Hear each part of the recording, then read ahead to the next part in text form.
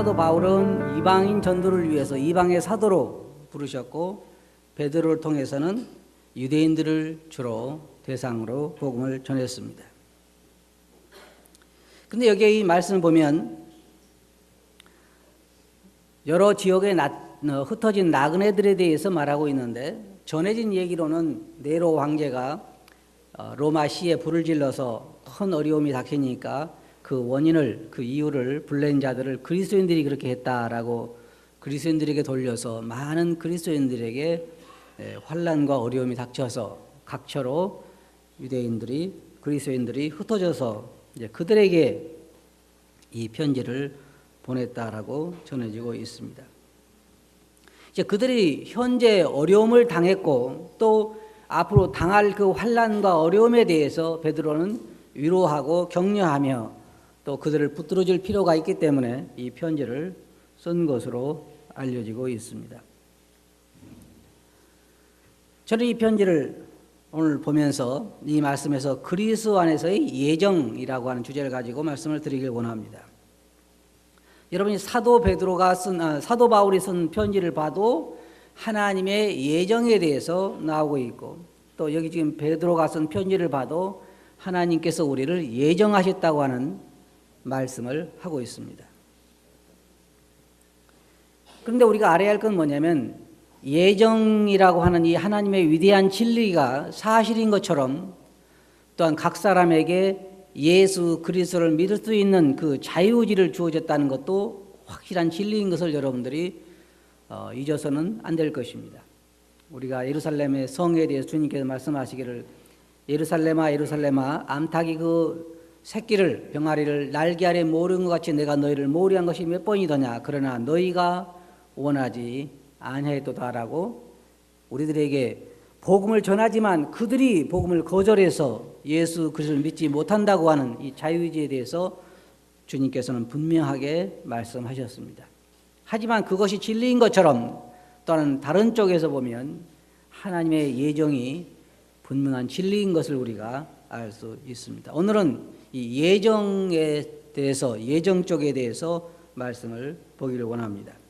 먼저 그 말씀 보면 1장 1절에 예수 그리스도의 사도 베드로는 본도, 갈라디아, 갑바도기아, 아시아와 비두니아에 흩어진 나그네, 다시 말하면 오늘날의 터키 지역을 중심으로 해서 흩어져 있는 그리스도인들에 대해서 이 편지를 쓰고 있습니다. 왜냐하면 그들은 예수 그리스도를 믿은 믿음 때문에 많은 환난을 당해서 흩어지게 된 것입니다. 오늘날 우리는 사실 어떤 면에서 주님을 위해서 고난당한다고 말하기가 그렇게 쉽지는 않습니다. 물론 고난이 없는 건 아닙니다. 직장에서도 우리가 믿는 사람처럼 살기 위해서, 장사를 하면서도 우리가 믿는 사람으로서 장사하기 위해서, 또 우리 주위에서도 우리가 믿는 사람으로서 살기 위해서 당하는 어려움들이 있기는 있습니다. 그러나 우리가 말하는 것은 초대교회 성도들과 비교해 볼 때는 비교할 수 없는 어려움이라고 하는 것입니다. 저는 여러분도 마찬가지지만 잠을 잘 때 저녁에 혹시 죽임을 당할까 두려워서 떨면서 잠을 자지는 않습니다. 여러분 그러세요? 그러나 지금도 세상에는 예수 그리스도를 믿는 것 때문에 죽임당할 위협을 받는 그리스도인들이 있습니다. 몰몬 교도들이 유일신을 믿는 그 알라신을 믿는 사람들이라든지 그런 사람들을 보면 예수 그리스도를 믿는 사람들에 대해서 교회를 불태우고 그리스도인들을 잡아 죽이고 하는 그러한 핍박하는 것에 대해서 지금도 주저하지 않습니다. 그 다음 말씀 보게 되면 2절에 곧 하나님 아버지의 미리 아심을 따라 성령의 거룩하게 하심으로 순종함과 예수 그리스도 핏보림을 얻기 위하여 택하심을 입은 자들에게 편지하노니라고 말하고 있습니다. 사실은 우리가 이 말씀을 공부하지만 굉장히 이해하기가 쉬운 용어가 아닙니다. 어떤 사람은 이렇게 이야기했어요. 저는 그 말을 참 좋게 생각하는데, 어느 날 공원에 주인하고 개가, 공원에 보면 개 산책하는 사람 많이 나오잖아요. 요즘 개가 산책하는 사람들 꽤 많더라고요. 그런데 주인이 이 파란 그 공 하나를 던지면서 개한테 가서 물어오라고 했습니다. 그러면 개가 할 수 있는 일은 뭐예요? 예? 그냥 물어오면 되는 거죠. 근데 개에게 문제가 생겼어요. 왜 나한테 물어보라 그럴까? 그 다음에 또 문제가 뭐냐면 왜 공이 파랄까? 과연 공이 둥근 이유는 무엇일까? 그걸 개가 다 이해해야 돼요? 예? 이해할 필요가 없어요. 그 개가 할 수 있는 일은 뭐예요? 그냥 해야 될 일은 그냥 물어보면 되는 거예요. 물어보면 되는 거예요. 근데 하나님께서 성경에 말한 것들을 우리가 다 이해할 수 있느냐? 사실은요, 불가능합니다. 하나님이 천지를 창조하셨다는 말도 말씀으로 빛이 있으라 하시며 빛이 있었다. 이해가 잘 됩니까? 이해가 돼요? 이해가 안 되죠. 나무가 있으라. 새들을 만들고 사람을 만들고 이게 잘 이해가 되는 일이 아닙니다. 그러나 성경에 있는 것처럼 우리는 믿음으로 세상이 하나님 말씀으로 지어진 것을 안다고 그랬습니다. 믿음이라는 거예요. 믿음. 근데 예정을 보면 여기 보면 택하신 자가 누구냐면 하나님이 우리를 택하셨다 그랬습니다. 이게 굉장히 참 중요한 진리인데 이 세상에는 지금 현재도 60억이 넘는 그 많은 사람들, 아니 창세 이후로부터 지금까지 생각하면 60억만 돼요? 수없이 많은 사람들이 있습니다. 그런데 그 중에 더러를 하나님께서 택하셨다는 거예요. 우리가 아직 태어나기도 전에 성경에 보면 이게 뭐라고 했냐면 에레미야서 1장 4절부터 보면 거기에 하나님 말씀이 그들에게 이르렀는데 내가 너를 복중에 지키기 전에 너를 알았고 내가 태에서 나오기 전에 너를 구별하였고 너를 열방의 선지자로 세웠노라. 에레미야에게 하나님 하신 말씀 보면 언제부터 알았다고 그랬어요? 복중에 지키기 전에, 다시 말해서 잉태하기 전부터 알았다 그랬어요. 그리고 복중에서 잉태하기 전부터 따로 어땠다 그랬어요? 구별했다 그랬어요. 구별. 여기 보면 그리고 태에서 나오기 전부터 내가 너를 구별하였고 너를 열방의 선지자로 세우노라. 일방적으로 누가 하신 거예요? 에레미야에게 어느 하나님 오셔서 내가 너를 선지자로 세우고 싶은데 네가 하겠냐 안 하겠냐 그런 게 아니잖아요. 복중에 지키기 전부터 하나님은 내가 너를 알았다. 여러분 잘 이해가 되시죠? 잘 돼요? 생기기 전부터 알았다는데 이해가 잘 돼요? 잘 안 되는 거예요. 이것은 우리에게는 문제지만 하나님에게는 전혀 문제가 안 되는 거예요. 우리는 시간이라고 하는 공간 속에서만 이해가 되지만 하나님은 시간에 제약을 받은 분이 아니기 때문에 하나님은 어제나 오늘이나 다 동일하시기 때문에 하나님에게는 전혀 문제가 안 되는 것입니다.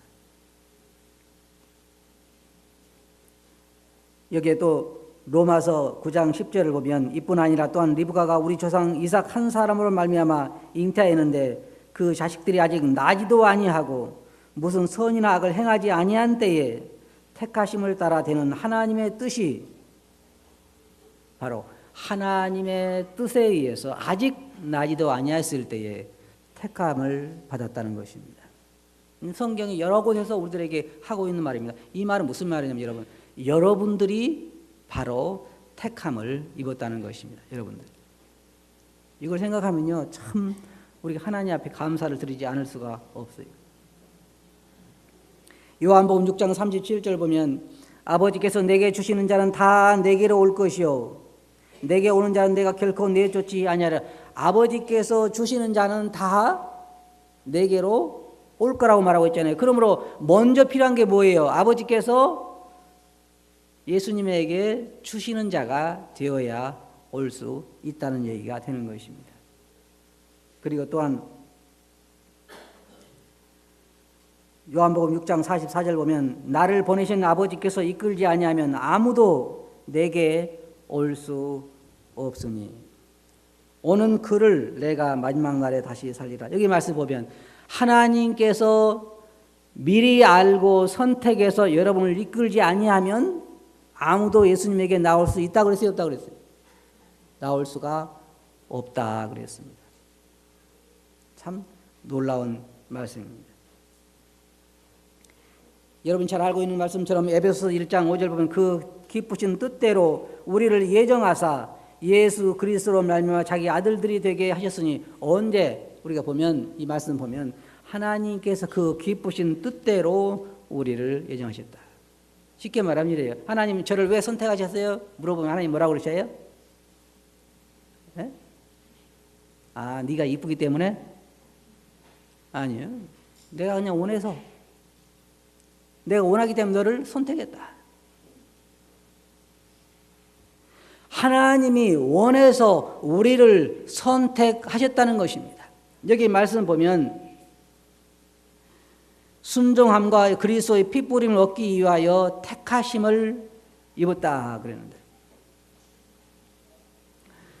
이 말씀 보면, 우리가 로마서 말씀 보면 하나님이 그 미리 아신 자들이라고 말하고 있죠. 미리 아신 자들을 부르신 그들을 의롭다 하시고, 이게 모든 게요 다 하나님의 뜻에 의해서 이루어지고 있는 거예요. 우리는 하나님께서 우리를 미리 아신 거예요. 언제 아셨어요?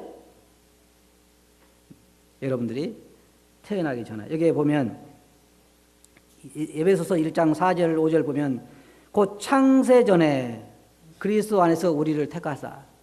제가 여러분들 여쭤볼게요. 창세 전에 여러분들 어디 계셨어요? 창세 전에 여러분 어디 계셨어요? 여기 아무 분도 창세 전에 계신 분이 안 계셔. 아담도 창세 전에는 없었어요. 그렇죠? 그런데 창세 전에 누구를 택하셨다 그랬어요? 우리를 택하셨다. 여러분 지금 이해가 안 되겠지만 하늘나라에 가서 보면 다 이해가 될 거예요. 이 말씀들이. 그래서 여기 보면 창세 전에 우리를 택한 시기를 보면 창세 전에 우리를 그리스도 안에서 택하셨다고 말하고 있습니다. 디도서 1장 1절과 2절 보면 하나님의 종이요 예수 그리스도의 사도인 바울 곧 나의 사도된 것은 하나님의 택하신 자들의 믿음과 경건함에 속한 진리의 지식과 영생의 소망을 인함이라. 이 영생은 거짓이 없으신 하나님이 영원한 때 전부터 약속하신 거라고 말하고, 영원 전부터 이것을 약속한 거라고 말하고 있습니다.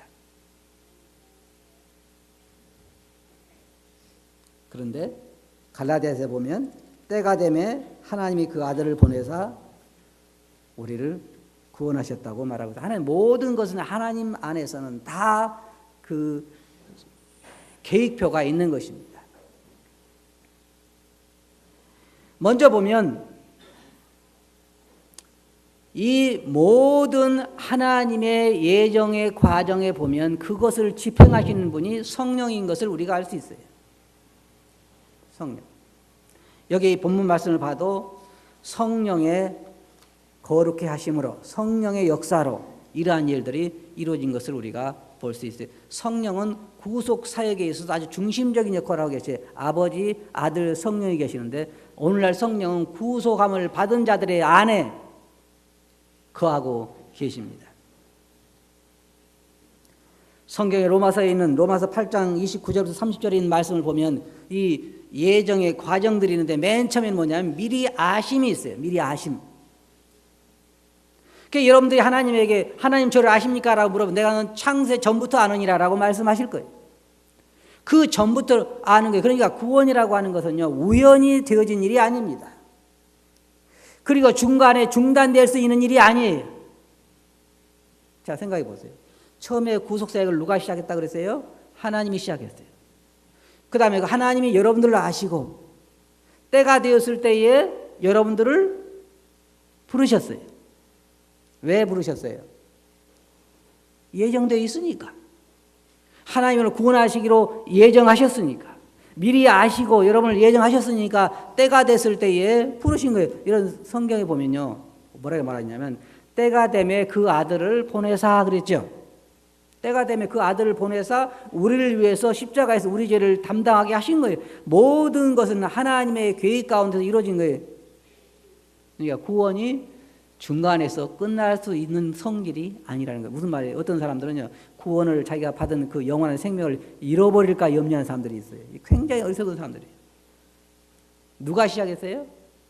하나님이 시작했어요. 그럼 하나님이 시작한 중간에 오다가 실수해서 잊어버리겠죠. 그런 일이 있을 수 있어요? 절대로 그런 일은 있을 수가 없어요. 주님께서 말씀하시길 내게 주신 자 중에 내가 하나도 잃어버리지 아니하였나이다. 절대로 성령은 자기 관 아래에 있는 자들을 잃어버릴 수가 없는 거예요. 성령은 오늘날 우리들 안에 거하셔서 자기 일을 하시는 것입니다.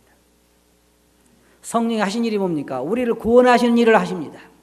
그 다음에 우리 안에 거하셔서 우리를 보호하시고 우리를 인도하시고 우리를 가르치시고 우리로 예배하게 하고 우리로 감사하게 하고 우리로 선한 열매를 맺게 하고 하나님 말씀을 순종하게 하고 우리를 나중에 하늘나라에 갈 때까지 또 영원토록 우리 안에 거하실 분이 바로 성령님이신데 절대로 우리를 떠나는 일은 있을 수가 없는 것입니다. 우리 구원이 얼마나 안전한 건가를 우리는 여기에서도 볼 수가 있는 것입니다. 한번 성경에 뭐라고 말하냐면 너희 안에 착한 일을 시작하신 이가 끝까지 그날까지 그 일을 지키실 줄 우리가 확신한다. 하나님의 일은 절대로 중간에 끝날 수가 없는 것입니다. 미리 아신 그들을 또 미리 정하셨다 그랬어요. 로마서 여러분들이 거기 보시면 한번 찾아보시기 바랍니다. 로마서 8장 29절 한번 보시기 바랍니다. 거기 보면 29절 30절을 보면 하나님이 미리 아신 자들로 또 그 아들의 형상을 본받게 하기 위하여 미리 정하셨으니 이는 그로 많은 형제 중에서 맏아들이 되게 하려 하심이니라. 또 미리 정하신 그들을 어떻게 했어요? 부르신 그들을 또한 의롭다 하시고 의롭다 하신 그들을 또한 영화롭게 하셨느니라. 이 과정을 여러분 보시기 바랍니다. 먼저 우리를 아시고 쉽게 말하면 이래요. 하나님이요 이 세상을 만들기 전에 조성훈이라는 사람을 저를 아셨어요. 맞아요? 그리고 나를 구원하기로 정하셨어요. 또 여기 보면 하나님의 아들의 형상을 본받게 하기 위해서 정했다 그 말이에요. 정했다. 정하고 그 다음에 때가 되면 어떻게 했어요? 그 다음에 나를 부르시고 언제 불렀어요? 한 40여 년 전에 저를 주님 안에서 불렀어요. 부르시고 나서 저를 어떻게 하셨어요? 의롭다고 하셨어요. 너는 의롭다. 누구에 의해서? 예수 그리스도의 십자가의 대속에 근거해서 저를 완전히 의롭다고 선포하신 거예요. 여러분 의가 아니고 제 의가 아니고 그리스도의 십자가의 대속에 의해서 의롭다고 선포하시고 그 다음에 어떻게 하셨어요? 영화롭게 하셨어요. 여러분이 저를 볼 때 참 영화롭게 생겼죠? 아직은 아니에요. 아직은 이 추한 집에 살지만 제가 영광스러운 몸, 사도 바울이 말한 것처럼 이제 이 육체에서 벗어나서 새로운 몸을 입게 될 때 우리 영광스러운 몸으로 변하게 되는데 그 모든 과정을 주장하신 분이 바로 성령님이라는 거예요. 그것은 100% 되게 돼 있는 거예요. 그러니까 우리 그리스도인들이 어쩌다가 이 놀라운 은혜와 이 놀라운 축복을 받게 되는지 우리는 이해할 수 없지만 하나님의 일방적인 결정입니다. 이 예정론 쪽에서 볼 때 여러분들은 이렇게 이야기하죠. 제가요 그냥 예수님을 믿기로 결정하고 제가 믿었으니까 그렇죠. 이렇게 말할 수 있지만 그러나 여러분 처음 예수님을 믿고 나서 생각해 보면요. 우리가 진정으로 예수님을 찾기 위해서 찾았던 적이 있어요? 사실은 하나님께서 자비를 베푸셔서 우리의 눈을 여시고 우리 예수 그리스도를 믿게 하신 거예요. 근데 여기 보면 그 예정의 목적이 나와 있어요. 본문 말씀에 보면 목적이 나와 있습니다. 뭐 하기 위해서 예정을 입었다고 그랬어요? 본문 말씀에 보면 순종함과 예수 그리스도의 핏부림을 얻기 위하여 택하심을 입은 자들이라고 말하고 있습니다. 다시 말하면 예수 그리스도의 보혈로 인하여 구원함을 받게 하기 위해서, 그리고 구원함을 받고 주를 순종하게 하기 위해서 택함을 입었다는 것입니다. 모든 것은 우리를 택할 때에는 그 목적이 있습니다. 첫째는 죄를 속하기 위하여, 예수 그리스도의 핏부림을 얻기 위하여 저를 창세전에 택했다는 것입니다. 여러분을 창세전에 택했다는 거예요. 그 다음에 하나님의 아들을 삼기 위해서 우리를 택했다 그러는, 저를 하나님의 아들을 삼기 위해서. 제가 책을 공부하다 보니까 참 재미있는 것을 하나 발견하게 되는데요. 로마 시대에 누구 아들로 입양되면은 그 특권이 주어지는 것이 있는데, 과거에 있었던 모든 것으로부터 벗어난다고 그랬어요. 빚이 있어도 모든 빚을 갚아야 할 의무에서 벗어나고, 과거에 있었던 모든 그 잘못된 거 다 벗어나고, 어떻든 과거에 나는 더 이상 존재하지 않는다는, 그리고 새로 입양된 가족의 모든 특권을 누리게 된다 그랬어요. 여러분 입양됐어요? 누구 집으로? 정말로 하나님 집으로 입양됐어요? 근데 참 됐는지 안 됐는지 잘 모르게 대답이 시원찮은 거 보니까 확실히 됐는지 안 됐는지 잘 모르겠도 된 사람들 같질 않아.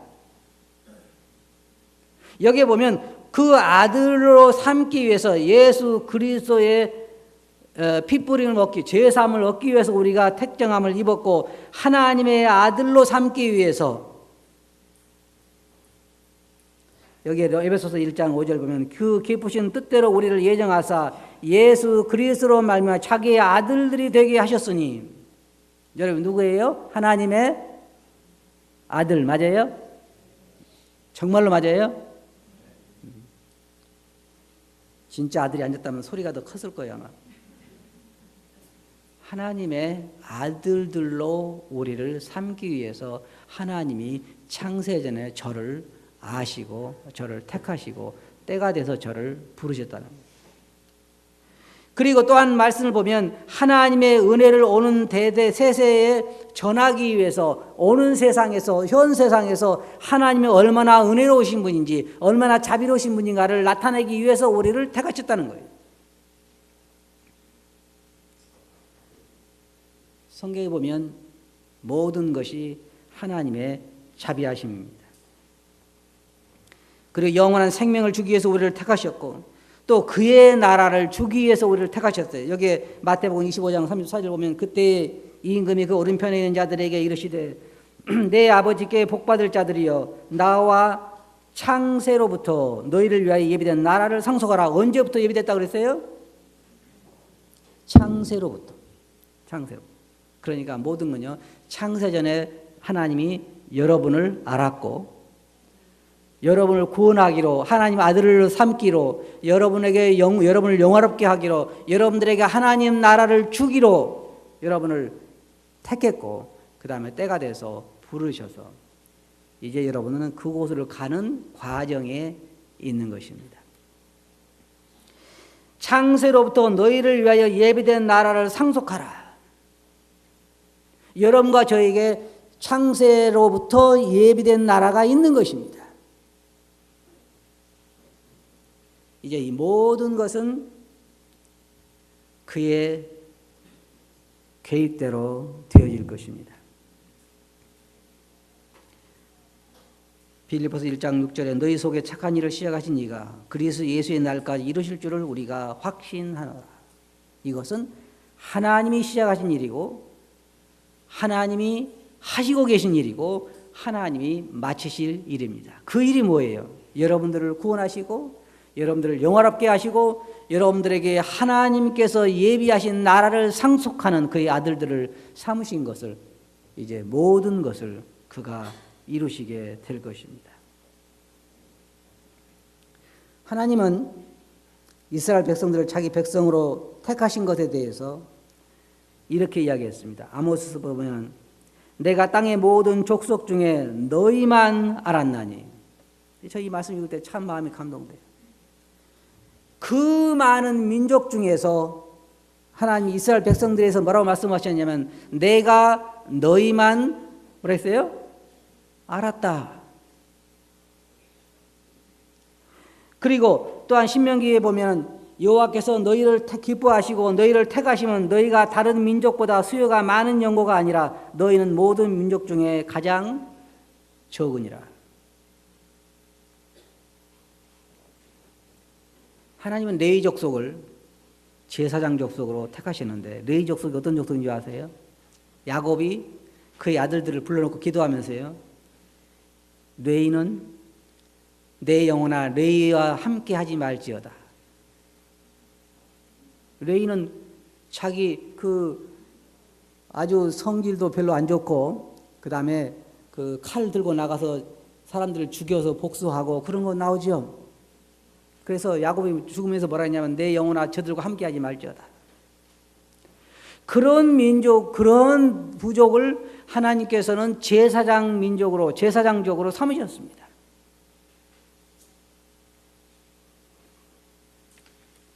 열두 제자들에 대해서 주님은 말씀하시기를 너희가 나를 택한 것이 아니요 내가 너희를 택했다 그랬습니다. 일방적으로 누가 택했어요? 주님이 그들을 택한 것입니다. 베드로가 잘나서 그런 것이 아니고 마태가 잘나서 그런 것이 아니라 주님께서 그들을 택하신 것입니다. 여러분들 주님에게 주님 저를 사랑하십니까? 라고 물으면 주님 뭐라 하시겠어요? 내가 너를 창세 전부터 아느니라. 저는 이런 생각을 해요. 보면 이제 신앙생활을 오래 하다 보면 점점 주님에 대한 생각으로 많이 마음을 차게 되는데 이제 막 20살 먹고 뭐 18, 15 먹은 젊은 애들이 주로 하는 말이 뭐라고 그러냐면 부모님에게 뭐라고 그러냐면 부모님이 나에게 해준 게 뭐 있어 그랬죠. 맞아요? 여러분들 그런 얘기 안 해봤어요? 여기는 다 착한 분들만 계시는구만. 아마 잘하시면서 한두 번씩은 그런 얘기, 그런 생각을 했을 거예요. 부모님이 나한테 해준 게 뭐 있어? 다른 사람에 비해서 내가 해준 게 뭐 있어? 그럴 거란 말. 해준 게 있어요? 없어요? 없어요? 뱃속에서부터 나오자마자 공부 가르치기 시작해서 뱃속에 있을 때 또 음악도 들려주고 그렇게 시작해서 그걸 키워놓으니까 나에게 해준 게 뭐 있냐 하는 것처럼 창세 전부터 나를 알고 나를 택하시고 때가 됐을 때 나를 부르시고 내가 어디 있든지 상관없어요. 여러분 구원 받은 과정을 보면 산속에 있었든지 아니면 바다에 있었든지 어디에 있었든지 그가 예수 그리스도에 대해서 듣고 구원을 받은 과정들을 보면요 어디 있든지 상관이 없어요. 맞아요? 어디든 상관이 없어요. 부자든지 가난하든지 병들었든지 상관없이 하나님은 그가 예정하시고 구원하기로 약속하신 그들을 때가 되면 그들을 부르셨어요. 그리고 그들을 의롭다고 하시고 그리고 영화롭게 하시고 우리들에게 하늘나라를 준비해두고 계십니다. 이제 우리가 할 수 있는 일이 뭘까요? 여기에 왜 그랬다 그랬어요? 하나님을 순종하게 하기 위해서 하나님의 자비와 긍휼을 오는 대대에 선전하기 위해서 우리를 예정하셨다 그랬어요. 만일 우리가 하나님에게 그 많은 사람들 중에 왜 나를 택하셨냐고 묻는다면 아마 하나님은 이렇게 말씀하시겠죠. 내가 너를 사랑하기 때문이다. 이유가 없어요. 자, 여러분들 제가 물어볼게요. 야곱하고 에서가 한 뱃속에 있었죠. 맞아요? 성경 보셔요? 야곱하고 에서가 한 뱃속에 있었어요. 근데 왜 하나님이 야곱은 사랑하시고 에서는 사랑하지 않았어요? 이유가 뭐예요? 뱃속에 있을 때 보니까 야곱이 더 훨씬 이뻐 보였죠? 그래요? 성경을 안 보시는가 보네. 에? 아니면 키가 더 컸던가요? 야곱이? 그렇지 않아요. 그런 것 때문에 그런 게 아니에요. 뱃속에 있을 때 뭐가 이뻐 보여요, 이뻐 보기는. 하나님이 그러신 거예요. 원하는 자를 말미암도 아니요. 다른 받기를 하는 자를 말미암도 아니요. 오직 뭐예요? 긍휼히 여기시는 하나님으로 말미암았다. 하나님 왜 나를 이렇게 사랑하십니까? 라고 물으면 그냥 내가 너를 좋아한다. 너를 사랑한다. 언제까지요? 영원토록. 영원토록. 성경에 보면 주님께서 뭐라고 하시냐면 자기가 십자가에 고통 당하신 것을 기뻐하시는 거예요. 마치 우리 자매들이 아기를 임신해가지고 고통스러웠지만 아기를 낳아서 참 그 아기를 보면서 기뻐하는 것처럼 그 어떤 부모도 아기를 쳐다볼 때마다 내가 이가 갈린다 그런 사람 없어요. 내가 그 산고를 생각하면 너를 볼 때마다 이가 갈린다 그런 부모 있어요? 내가 너의 죄를 사하느라고 십자가에 죽은 거 생각하면 이가 갈린다 그래요 주님께서? 그런 적이 없어요. 뭐냐면 만족이 여길 것이라. 내가 언제 생각해도 내가 너를 구원한 것을 참 기쁘게 생각한다. 주님 우리를 그렇게 사랑하시오. 주님 저를 언제부터 사랑하셨습니까? 라고 묻는다면 주님은 그렇게 말씀하실 거예요. 내가 너를 창세전부터 사랑했노라. 너를 구원하기로 내가 너를 정했고 때가 돼서 너를 불렀고 내가 너를 의롭다고 했고 이제 영화롭게 할 날을 기다리고 있노라고 말씀할 거예요. 여러분이 주님의 이 놀라운 예정과 자비와 긍휼 사랑에 대해서 생각하고 잊어버리지 마시기 바랍니다. 이거 하나만 가지고도요. 주님께서 그러셨어요. 다른 걸 기뻐하지 말고 너의 이름이 하늘나라의 생명책에 기록된 것으로 기뻐하라.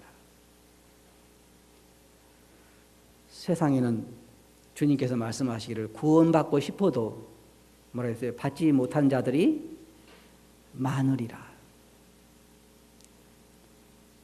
여러분은 때가 돼서 여러분 부르시고 여러분들에게 영원한 생명을 얻게 하셨다고 하는 하나님의 그 놀라운 섭리를 생각하시고 날마다 감사하는 삶을 사시기 바랍니다.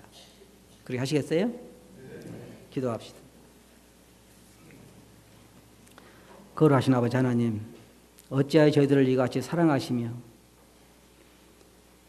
창세전부터 저희들을 아시고 저희들을 정하시고 저희들을 부르시고 의롭다 하시고 영화롭게 하셨나이까. 주님 저희들의 이 놀라운 축복을 잃어버리지 않게 해주시고 저희를 부르신 목적대로 이 남은 때를 살게 해주시옵소서. 들은 말씀을 주께 의지하옵고 예수님 이름으로 아버지께 감사하며 기도하옵나이다. 아멘.